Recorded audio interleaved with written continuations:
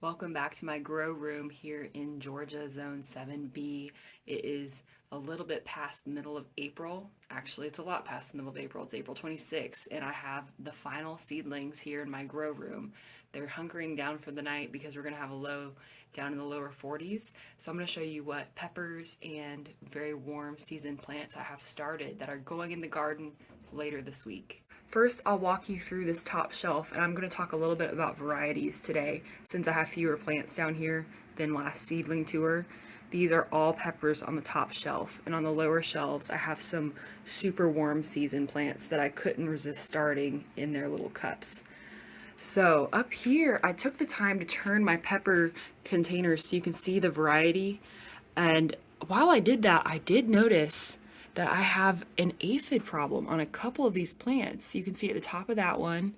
And then with this poor little guy, the aphids are all over him. So I'm going to take care of that here as soon as I'm done with my video because the rest of them are fine. They've been hardening off outside for the last week and a half, maybe 2 weeks now. So, the pests have found them. But they're inside tonight, so we will take care of that. But starting over here, I have a variety of sweet peppers, such as the shishito pepper, California Wonder bell pepper. In the back, I have this orange bell, which is doing remarkably well. I have a few hot ones thrown in the mix. I'm trying a big Jim pepper this year. That is a healthy, happy seedling. Another California Wonder. Here in the back, I have a purple bell pepper. Corno di Toro, very healthy one here, right back there. And then for sweet ones, I'm also trying Lesia peppers. Have a couple of those. Here's a shishito. And then in the back, the Mall's Red Hot. It's like a cayenne variety. So here we have another Lesia and a few hot peppers that are different. We have habanero, we have the Jamaican Scotch bonnet, we have some Trinidad scorpions in the back. And that poor little guy getting attacked by aphids is a little bitty jalapeno. He's kind of a runt anyway. I have a better one or two. This cool guy with the darker leaves is a Buena Mulata pepper, and it will be producing very colorful purple peppers right out of the gate. So if you want that instant gratification of some color in your peppers, Buena Mulatas are fun because they go from purple to this bright orange to a deep red, skinny hot pepper. Here's another Buena Mulata. Speaking of Buena Mulatas, you can see the leaf coloring even better here. Now, this little guy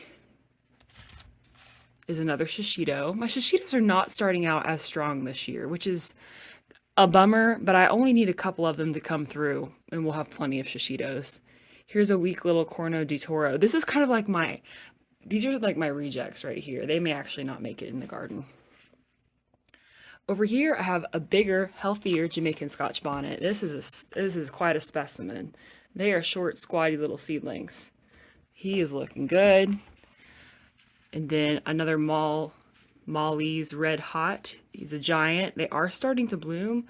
Last year, my peppers started to bloom way sooner before I could put them out. So it's not, I consider it a win that this year they're only starting to bloom in the 2 weeks that I'm hardening them off and not before then. I have a Serrano who must have been fallen over at some point because he's growing at a funny angle. I think being here under my grow lights might straighten him out for the next day or two. There's a nice big Trinidad scorpion back there. This is a fun one. This is a mystery pepper. It's an intentional mystery. It's from seeds saved from my Kroger mini sweet bells. So I know it may be a hybrid. I know it may not come out miniature sweet peppers, but it is a nice, healthy, vigorous hybrid seedling. And so moving forward here, we have another awkwardly growing Corno di Toro. Those poor guys, some of these seedlings had twisted bases to begin with, and I still nurtured them. And he looks great. He's just really crooked. So I know the Rusty Garden likes to say that peppers like to hold hands, or maybe Roots and Refuge does as well. So I'll probably put him next to another pepper and let them lean on each other. And this pepper is doing something funny where he kind of fused his stem. I may go through and try to do surgery and separate that little membrane there on the side of the pepper. It's having trouble focusing. There you go. That little membrane. Oh, Here's a giant Buena Mulata. These were the first peppers that I let bloom in my garden last year. As soon as I put them in the ground, they started blooming, and I just let them go, and they did great. Sweet banana peppers this year. I will be pickling these guys. And now I've tried it, and now at the end of summer last year, I thought, why didn't I do this the whole summer? I was just grilling them or putting them on pizza. But as we all know, pickled banana peppers are a classic for a reason. Here's a much healthier jalapeno plant. Only need a couple of those. Here's a healthy Lesia pepper, starting to put off even the secondary leaves down here. This guy is another sweet banana and another sweet banana. I was serious about those pickles. A Serrano. I made a chickpea curry this week with some of my Serranos from last year from the freezer, and I love not having to buy hot peppers. Here's a Corno de Toro. That's a new variety for me, so I don't have much to say about it. And then Alessia. This guy is a California Wonder. Now, I know some people give up on these. I've had such great success with California Wonders. I've gotten 4 or 5 plants going, and they'll be each loaded down with 3 or 4 significantly sized peppers. And I even let some go red last year. I was patient. It was delicious. So I'm a fan. I'm still growing them. They're for my green peppers mostly. And then this tall guy, what are you? That's a jalapeno way back there. Look at him trying to bloom. We will let him bloom soon. They're going in the ground the day after tomorrow. Another California Wonder, another California Wonder. I wanted to have like 4 or 5 of them. So that's my main pepper row. I'll take us down here and show you my little pitiful guys. So these have spent most of their life inside. I started hardening them off 2 days ago. Some of them, like, the scrawny little bell pepper, he may not be worth trying to save. Honestly, I have more peppers than I need. This one, kind of weak looking. But then these over here look better, like Purple Beauty. I would love to have that be successful. Now, the ones that I are finally looking good, but I'm not sure they'll do okay, are the Peach Boot Jolokia peppers. These are ghost peppers, and I got the seeds from Baker Creek. I grew them last year. They're very slow growing. So they were the last thing to germinate, and I actually knocked over the cup before they germinated. So I just really, they had a hard start. I will definitely plant them because I would love to have success, but I am not optimistic they will produce peppers for me this year. This neat little tray has some variety.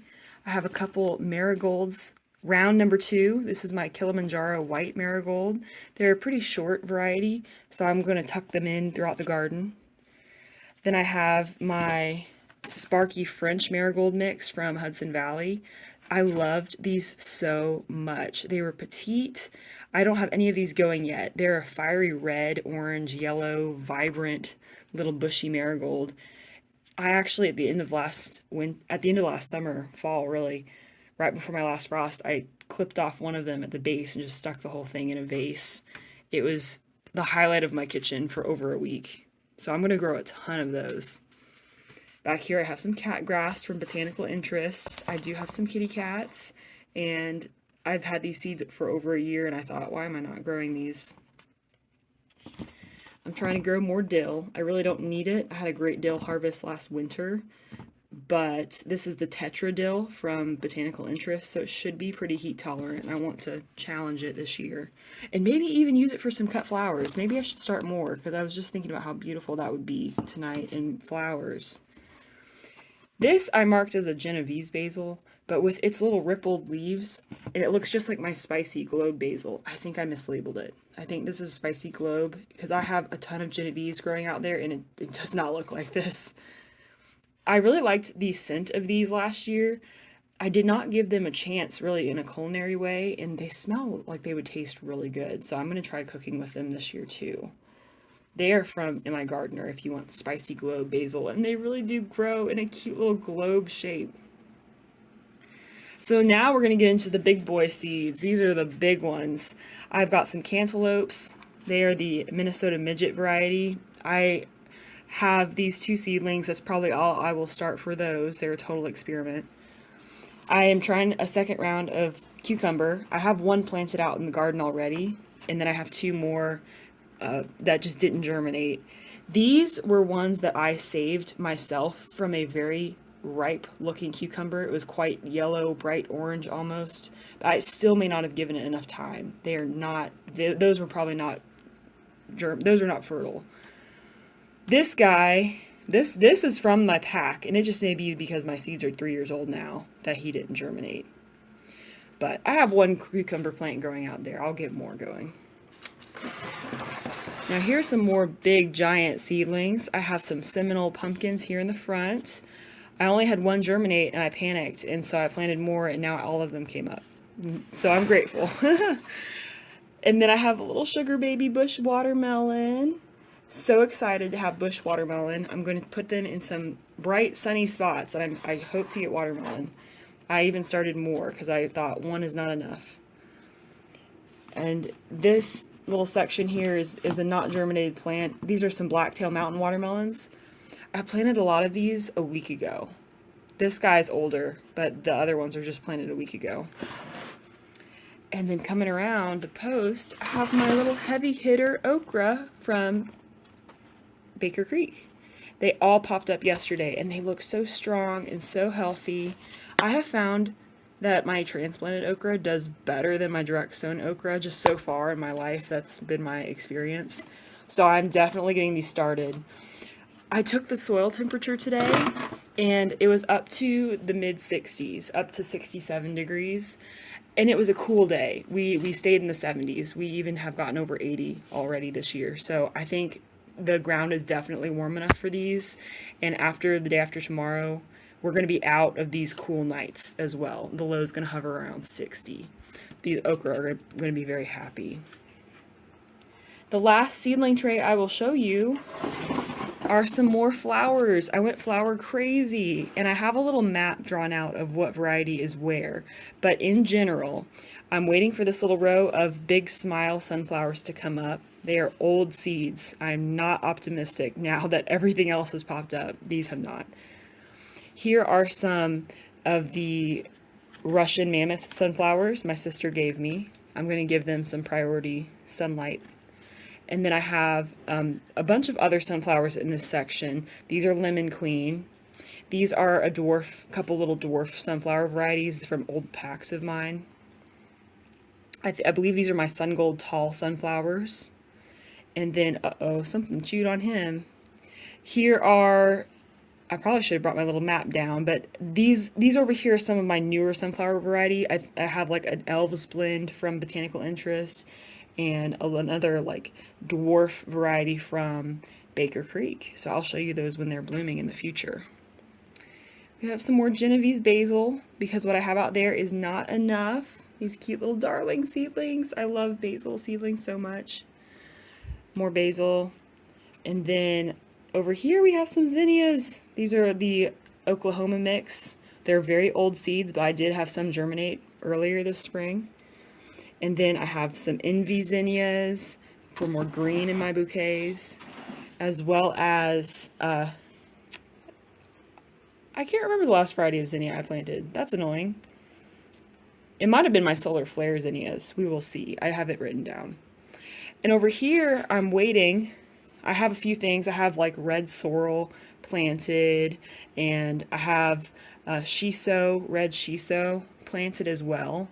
I waited till now to start the seeds because I wasn't sure if I was going to start them. I know that the sorrel is poisonous to animals, like cats, I believe. So my cats are not outdoor cats. I think it'll be fine. Thank you all for watching my video. Please like and subscribe if you'd like to see everything growing in my garden. The next video I plan to post is going to be a garden tour again, so you'll see all the seedlings I already planted out, and you'll see how they're doing. I hope you have a great start to your spring, and otherwise, thanks again for your time.